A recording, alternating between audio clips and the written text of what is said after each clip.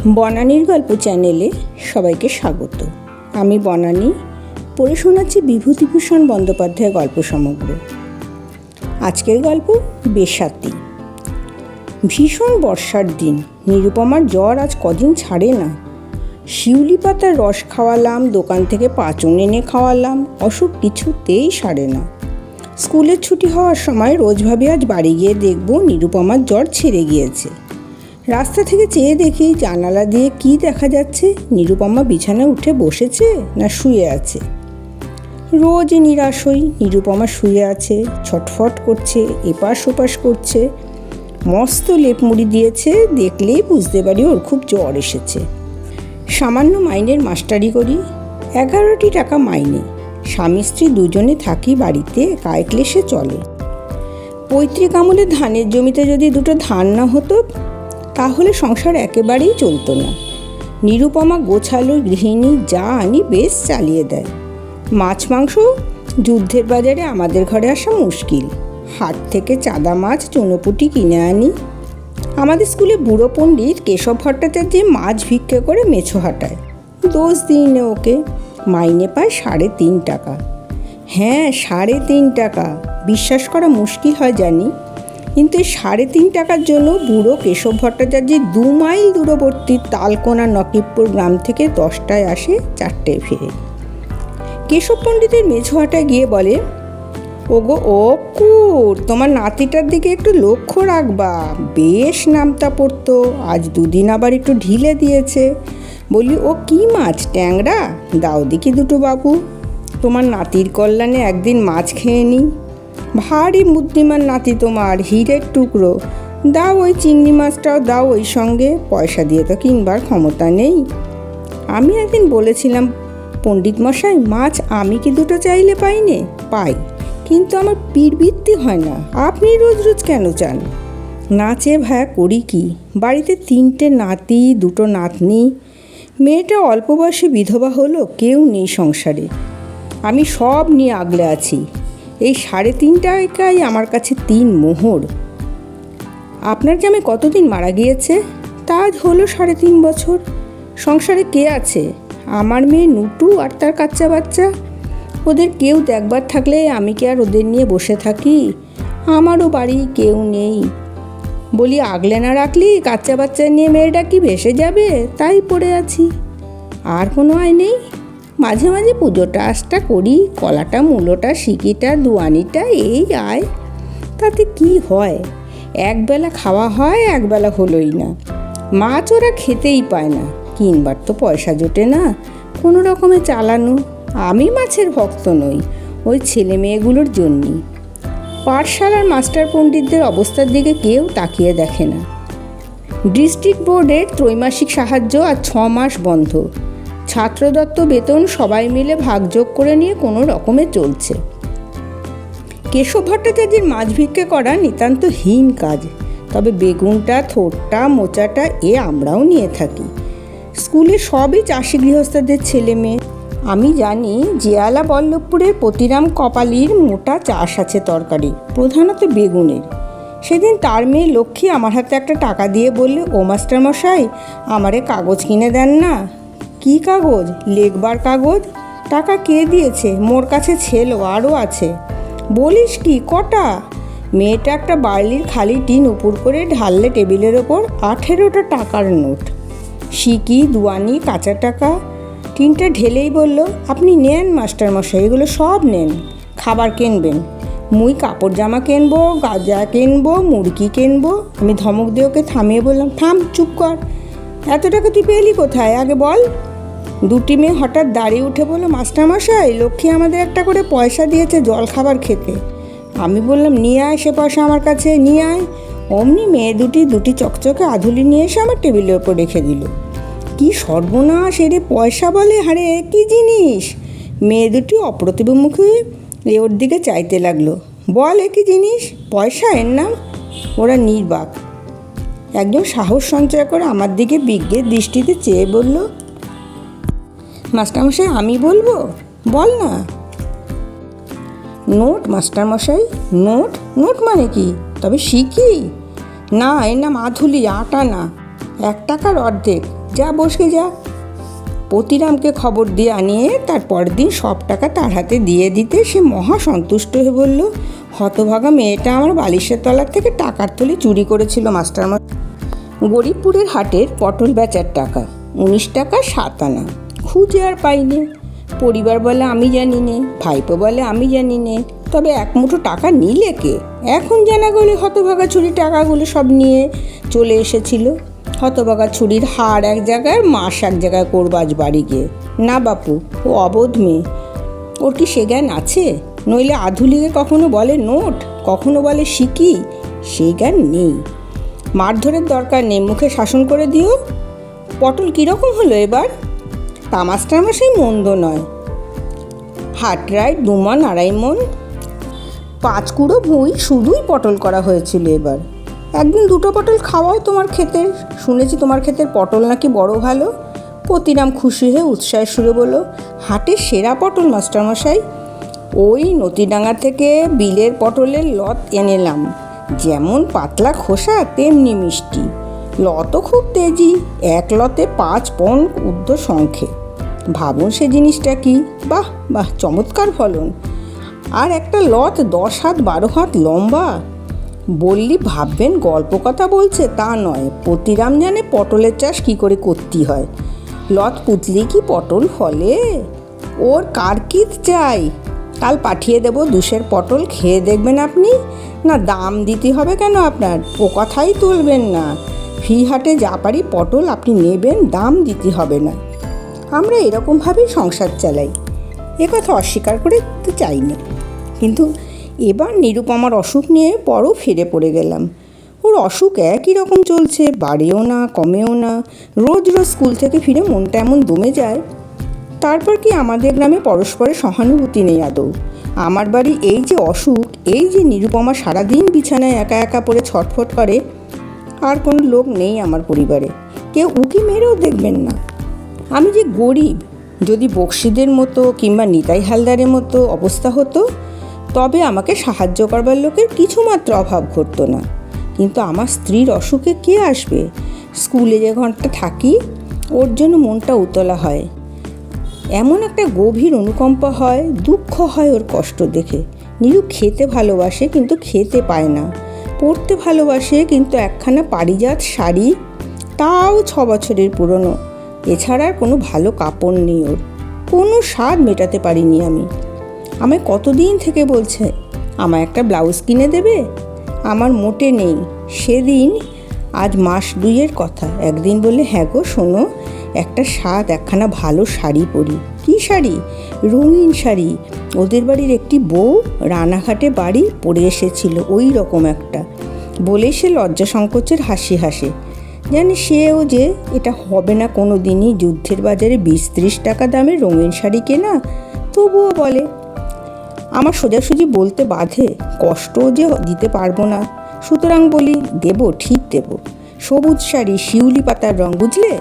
তার কাছে দেখলে ওই রানাঘাটের পিসিমা এসেছেন ওই বাড়িতে, তার ছেলের বউ। বেশ, দেবে তো? কেন দেব না? নিরুপমা বুঝেও অবুঝের মতো অনেক সময় বলে, ছেলে মানুষের মতো। বয়সও অবশ্যই 25। তাতে আমার বড় মায়া হয়। ভাবি কখনো যদি হাতে একসঙ্গে 20টা টাকাও পাই, তবে নিরুর রঙিন শাড়ি আগে দেবো এনে। সেবার বড্ড আশা হয়েছিল যে এবার বোধহয় নিরুর কাপড় একখানা দিতে পারবো। দিগম্বর নন্দী এসে বলল, পণ্ডিত মশাই, একটা ছেলের হাত দেখে দেবেন। ঠিকুজি কুষ্টি না শুধু হাত? ঠিকুজি কুষ্টি করে দিতে পারবেন? বলে ওই করতে করতে চুল পাকবো হলো। হয় না হয় তোমাদের পাড়ার পঞ্চানন বিশ্বাসকে জিজ্ঞেস করো। জিজ্ঞেস আর করতে হবে না পণ্ডিত মশাই, কত লাগবে তাই শুনি। 20 টাকার কম হবে না। ছেলেটাকে? আমার বড় সম্বন্ধীর ছেলে। আমার ছোট ছেলের অন্নপ্রাশন হবে সামনের বুধবারে, তাতে ওরা সব আসছে কি না? তুমি তোমার ছোট ছেলের একখানা ঠিকুজি ওই সময় তৈরি করে নাও না কেন? এই সময় করাই ভালো, সস্তায় করে দেবো, 5টা টাকা দিও। দিগম্বর নন্দী বড় চাষি গৃহস্থ, সে রাজি হয়েই চলে গেল। মনে মনে ভাবলাম, নিরুর রঙিন শাড়ি এবার হয়েই গেল।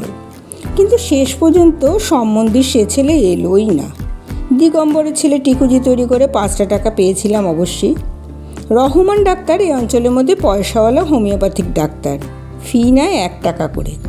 নীরুর অসুখ কিছুতেই যখন সারে না, তখন তাকে ডাকলাম। রহমান ডাক্তার ঘোড়ায় চড়ে রোগী দেখে। আমার উঠোনে নেমে বলল, মাস্টারমশাই আছেন? আমি সসম্ভ্রমে এগিয়ে এলাম।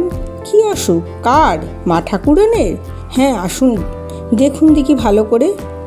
আপনার সংসারের লোক নেই? না, তাই তো। কতদিন অসুখ? হলো আজ 2 সপ্তাহ। রহমান ডাক্তার দেখে শুনে 24 রকমের খুঁটিনাটি প্রশ্ন করে ওষুধ দিয়ে গেল। ভালো লোক। ভিজিটের টাকা নিতে চাইলেন আমার কাছে।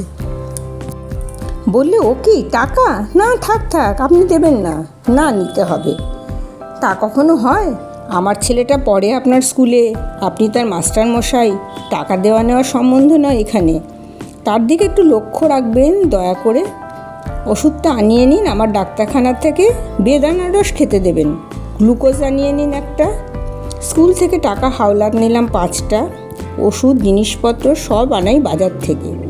নীরু নাকি সুরে বলে, আমি বাইলি খাবো না।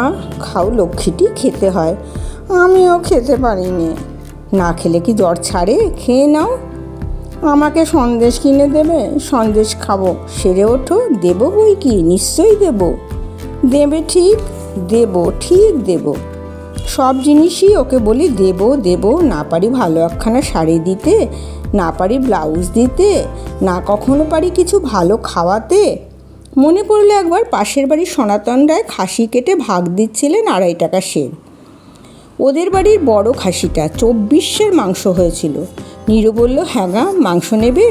বড় ঠাকুরদের বাড়ি দিচ্ছে। কদিন মাংস খাইনি, নিয়ে এসো না একটু। 1 পোয়া নিয়ে এসো গিয়ে। বেশি দামের মাংস ওর বেশি আর নিতে পারবো না।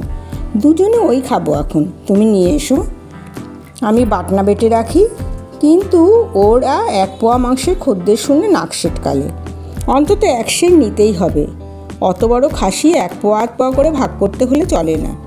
1.5 সের 2 সের মাংসের খদ্দের সব কচুর পাতা কলার পাতা হাতে করে বসে আছে। সেবার নীরুকে এসে বলেছিলাম, তুমি ভেবো না, স্কুলের ওদিক থেকে মাংসের ভাগ যদি পাই একদিন নিয়ে আসবো। আনবে তো?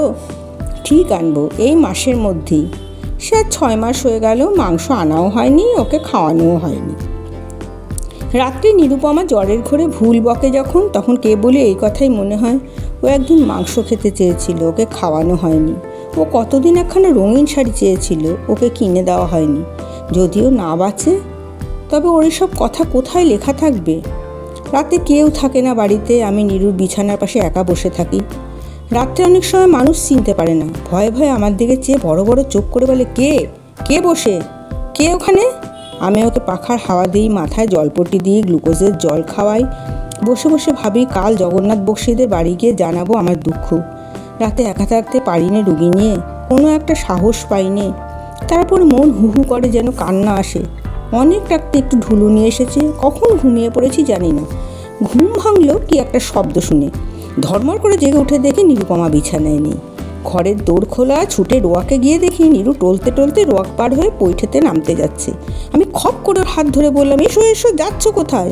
নিরুপমা চিৎকার করে গান জুড়ে দিল, পানকৌড়ি ডাঙায় ওঠো সে, তোমার শাউরি বলে দিয়েছে বেগুন কোটো সে। আমি বললাম, ও নীরু, ওরম চেঁচিও না, চেঁচাতে নেই, ঘরের মধ্যে এসো। নীরু ধপ করে রোয়াকের ওপর বসে পড়ল। জ্ঞান কাণ্ড নেই, এলোমেলো অবস্থা কাপড় চোপড়ের। আমি অনেক করে বুঝিয়ে ওকে ঘরের মধ্যে এনে শুইয়ে দিলাম। এমন দুঃখ হলো মনে, গরিব বলে কি কেউ এত বড় বিপদে অমনি দেখেও না। কাল বক্সিদের বাড়ি গিয়ে সব কথা খুলে বলবো, দেখি যদি ওদের দয়া হয়। রাত্রি কোনো রকমে কাটলো। খানিক পরে পূর্ব দিক ফর্সা হয়ে গেল। বক্সিদের বাড়ি গিয়ে বিপদ জানিয়ে সাহায্য ভিক্ষা করার মতলব আমার কোথায় মিলিয়ে গেল। সংকোচ হয় বলতে, ও আমি পারবো না। মাথার ওপর ভগবান আছেন, আমাদের মতো গরিবের তিনিই অবলম্বন। রহমান ডাক্তার সকালে এলে আমি রাতের ঘটনা বললাম। ডাক্তার বললে হাই ফিভার হয়েছিল, তাই অমন করছিলেন। মাথায় জল দিলেন না কেন? রাতে খুব সাবধানে থাকবেন, আর নার্সিং যেন ভালো হয়। উঠে হেঁটে বেড়াতে দেবেন না। বেড প্যান একটা পাঠিয়ে দেবো আমার কম্পাউন্ডারের হাতে। একাই ওষুধ দিই, একাই বাতাস করি, একাই বেড প্যান ধরি। আহা, মিথ্যে কথা বলবো না, পরদিন ঘাটে নাইতে গিয়ে মুখুজ্জেপাড়ার ঘাটের পাড়ের উঁচু জঙ্গলে ওল তুলছি শাবল দিয়ে। জীবন মুখর্জির বড় মেয়ে আশালতা বলে, কে কাকাবাবু? হ্যাঁ মা, ওল তুলছি একটা, পাতা বেশ হলদে হয়ে এসেছে, বড় ওলটা। কাকিমার অসুখ নাকি কাকাবাবু? হ্যাঁ মা, বড্ড কষ্ট হচ্ছে। দেখাশোনা করছে কে? আমি, আর কে করবে? আশা বলল, আহা হা হা, একা আপনি রাতেও? আপনার তো বড্ড কষ্ট হচ্ছে। মেয়ে মানুষের অসুখের নার্সিং কি পুরুষ দিয়ে হয়? আমায় যে যেতে দেবে না কাকাবাবু, গেলে 5টা কথা উঠবে। গা যে কীরকম তা তো জানেন, নইলে আমি রাত্রে আপনাদের বাড়ি যেতাম কাকাবাবু, জাগতাম সারা রাত। না না মা, বেঁচে থাকো, ভালো হোক, যেতে হবে না, মুখে বললে এই যথেষ্ট মা, ভালো হোক তোমার, ভালো হোক। ওল তুলে জলে নামতে নামতে বললাম, আশালতা সিক্ত বস্ত্রে দাঁড়িয়ে আছে ঘাটের পাড়ে, ইচ্ছা ওর আরও কিছু বলে। আমি বললাম, মা তুমি যাও। কাকাবাবু, দিনমানে কাকিমার কাছে কে থাকে? কেউ না মা, তবে দিনমানে সে ভালো থাকে একরকম, জ্বরের বার রাত্রিরে। সেই দিন স্কুল থেকে ফিরে এসে দেখি আশা নিরুপমার বিছানায় বসে বাতাস করছে ওকে। বড় ভালো লেগেছিল আমার। বড় লোক না হলেও এর বাবা জীবন মুখর্জি গ্রামের অবস্থাপন্ন ও সম্ভ্রান্ত ব্যক্তিদের মধ্যে একজন। তার মেয়ে এসেছে আমার মতো দরিদ্র স্কুলমাস্টারের স্ত্রী রোগসজ্জার পাশে, বেশ লাগলো। তারপর আশা আমায় চা করে দিলে নিজে রান্নাঘরে গিয়ে। খাবার কিছু নেই কাকাবাবু? খাবার? আমি তো কিছু খাইনি মায়ের সময়। দাঁড়ান, আমি আসছি বলেই ও চলে গেল এবং একটু পরে এক বাটি মুড়ি ও আধখানা কাটা শশার ফালি আঁচলে ঢেকে নিয়ে এলো, ওদের বাড়িতে থেকে এসে ঢুকলো। খান কাকাবাবু। এ মা, তোমার অন্যায্য ব্যাপার এগুলো। কিচ্ছু অন্যায্য না, জল খান আপনি। ভালো হোক মা তোমার, ভালো হোক। তুমি চলে যাও মা এখন, আমি এসেছি, আমিই দেখাশোনা করবো এখন। গা ভালো না, কে কি বলবে, সমস্ত মেয়ে, সুন্দরী মেয়ে আশা, তারপর আরও আসেনি বোধহয়, আর ওকে আসতে দেয়নি ওর বাড়ির লোক।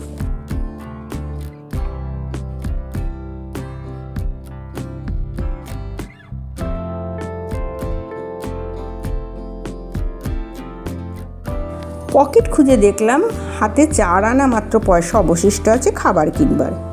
তাতে মোটে হবে 1খানা জোড়া সন্দেশ, আর বাকি থাকবে 1 আনা। 2-3 বার খেয়েছিলাম, কি সুন্দর জোড়া সন্দেশগুলো। নিরুপমার হাতে যদি দিতে পারতাম। কিন্তু 1খানা সন্দেশ নিয়ে যাওয়ার চাইতে 1 পোয়া কুচো গজা নিয়ে যাওয়া ভালো, অনেকগুলো পাওয়া যাবে। মনের স্বাদ মনেই চেপে বললাম, কুচো গজা আছে? কত করে সের? দাও 3-6টা, বেশ টাটকা। সন্ধ্যার পর বাড়ি ফিরতে নিরুপমা জিজ্ঞাসা করলো, খাবার এনেছো কি দেখি? আমি হাসি মুখে পুটলিটায় দেখি এমনভাবে বলি যেন অনেকখানি গুপ্ত রহস্যের ভাণ্ডারেই পুটুলের মধ্যে সঞ্চিত। নিরুপমা কৌতূহলের সঙ্গে বলল, ওর কী নাম? নিবারণ মরার কুচো গজার প্রশংসায় পঞ্চমুখ হয়ে পড়লাম আমি। এমন দেখিনি এ জেলায় আর হয় না, বিখ্যাত কুচো গজা। নিবারণের কুচো গজা কলকাতা পর্যন্ত যায়, বড় বড় লোকে কিনে নিয়ে যাচ্ছে, তবে বড্ড দাম, পাওয়াই যায় না। যেমন কড়া থেকে নামে অমনি কাড়াকাড়ি শুরু হয়ে যায়। অতি কষ্টে 8 পোয়া সংগ্রহ করে এনেছি, খেয়ে দেখো। নিরুপমা বলে, না, তুমি আগে 2খানা খাও, আরও 2খানা নাও না। তারপর মহা খুশির সঙ্গে খেতে খেতে বলে, বাহ, সত্যি কি চমৎকার জিনিস না?